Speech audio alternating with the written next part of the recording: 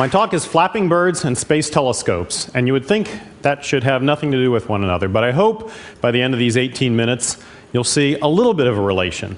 It ties through origami. So let me start. What is origami?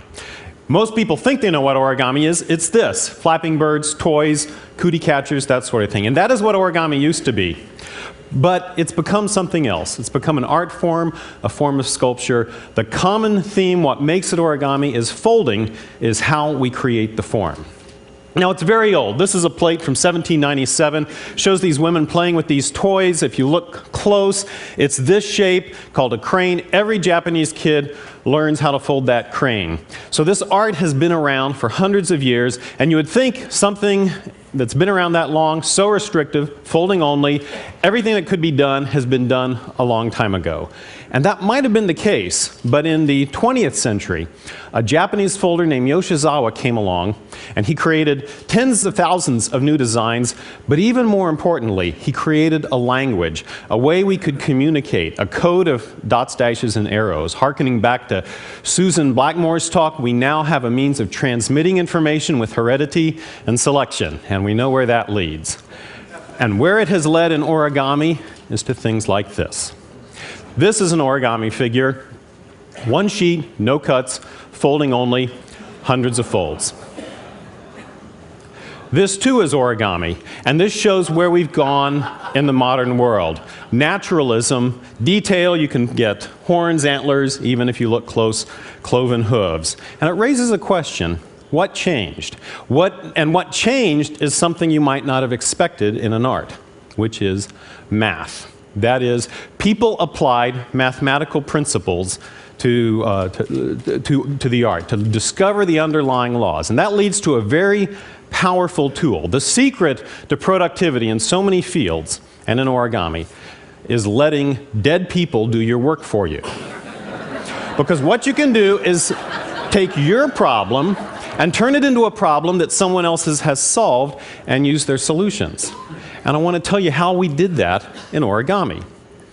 Origami revolves around crease patterns. A crease pattern shown here is the underlying blueprint for an origami figure.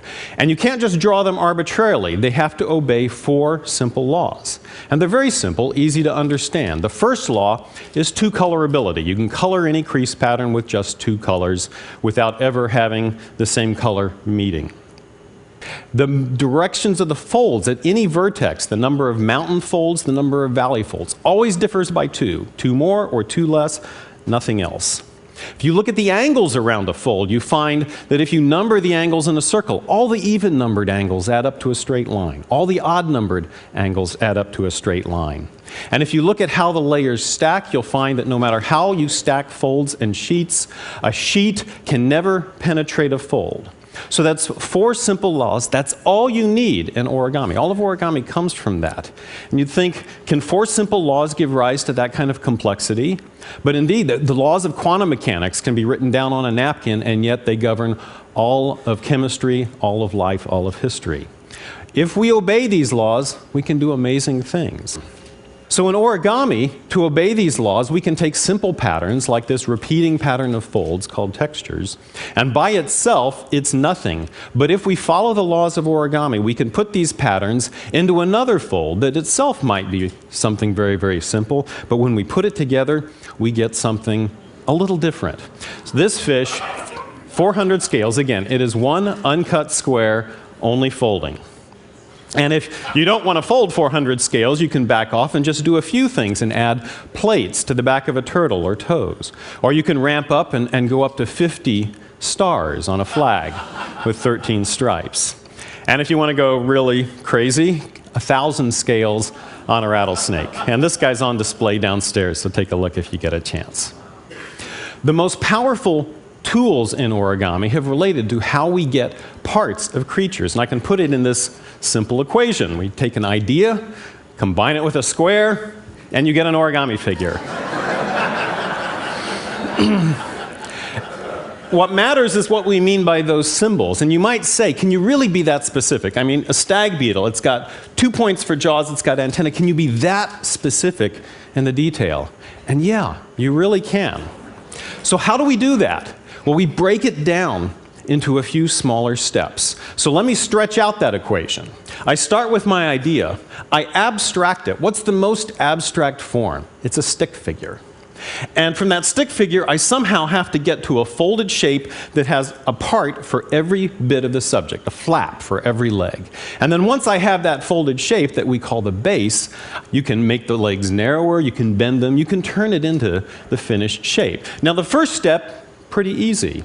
Take an idea, draw a stick figure. The last step is not so hard, but that middle step, going from the abstract description to the folded shape, that's hard. But that's the place where the mathematical ideas can get us over the hump. And I'm going to show you all how to do that, so you can go out of here and fold something. But we're going to start small. This base has a lot of flaps in it. We're going to learn how to make one flap. How would you make a single flap? Take a square, fold it in half, fold it in half, fold it again, till it gets long and narrow, and then we'll say the end of that. That's a flap. I could use that for a leg, an arm, anything like that. What paper went into that flap? Well, if I unfold it and go back to the crease pattern, you can see that the upper left corner of that shape is the paper that went into the flap. So that's the flap, and all the rest of the paper is left over. I can use it for something else. Well, there's other ways of making a flap. There's other dimensions for flaps. If I make the flap skinnier, I can use a bit less paper. If I make the flap as skinny as possible, I get to the limit of the minimum amount of paper needed. And you can see there, it needs a quarter circle of paper to make a flap. There's other ways of making flaps. If I put the flap on the edge, it uses a half circle of paper. And if I make the flap from the middle, it uses a full circle. So no matter how I make a flap, it needs some part of a circular region of paper. So now we're ready to scale up. What if I want to make something that has a lot of flaps? What do I need? I need a lot of circles. And in the 1990s, origami artists discovered these principles and realized we could make arbitrarily complicated figures just by packing circles. And here's where the dead people start to help us out. Because lots of people have studied the problem of packing circles. I can rely on that vast history of mathematicians and artists looking at disk packings and arrangements, and I can use those patterns now to create origami shapes. So we figured out these rules whereby you pack circles, you decorate the patterns of circles with lines according to more rules. That gives you the folds. Those folds fold into a base. You shape the base, you get a folded shape, in this case, a cockroach. And it's so simple. It's so simple that a computer could do it. And you say, well, you know, how simple is that? But computers, you need to be able to describe things in very basic terms, and with this, we could. So I wrote a computer program a bunch of years ago called TreeMaker, and you can download it from my website. It's free, runs on all the major platforms, even Windows. And you just draw a stick figure, and it calculates the crease pattern. It does the circle packing, calculates the crease pattern, and if you use that stick figure that I just showed, which you can kind of tell, it's a deer, it's got antlers, you'll get this crease pattern. And if you take this crease pattern and you fold on the dotted lines, you'll get a base that you can then shape into a deer with exactly the crease pattern that you wanted. And if you want a different deer, it's not a white-tailed deer, but you want a mule deer or an elk, you change the packing and you can do an elk. Or you could do a moose, or really any other kind of deer. These techniques revolutionized this art. We found we could do insects, spiders, which are close, things with legs and wings, things with legs and antenna, and if folding a single praying mantis from a single uncut square wasn't interesting enough, then you could do two praying mantises from a single uncut square. She's eating him. I call it snack time. And you can do more than just insects. This, you can put details, toes and claws. Grizzly bear has claws. This tree frog has toes. Actually, lots of people in origami now put toes into their models. Toes have become an origami meme because everyone's doing it. You can make multiple subjects. So these are a couple of instrumentalists. The guitar player from a single square, the bass player from a single square. And if you say, well, but a guitar, a bass, that's not so hot, do a little more complicated instrument, well, then you could do an organ. And what this has allowed is the creation of origami on demand. I mean, so now people can say, well, I want exactly this and this and this, and you can go out and fold it.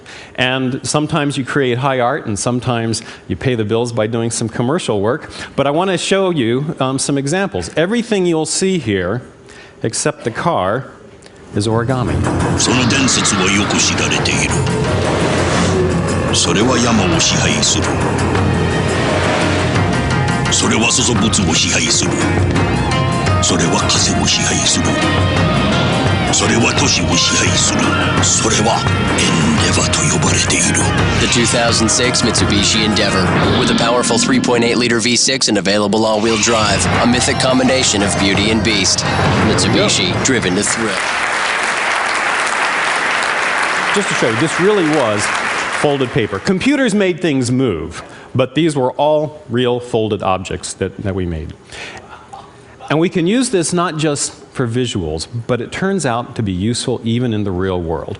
Surprisingly, origami and the structures that we've developed in origami turn out to have applications in medicine, in science, in space, in the body, consumer electronics, and more. And I want to show you some of these examples.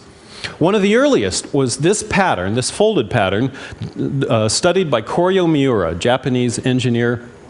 Studied a folding pattern, realized this could fold down into an extremely compact package that had a very simple opening and closing structure. And he used it to design this solar array. It's an artist rendition, but it flew in a Japanese telescope in 1995.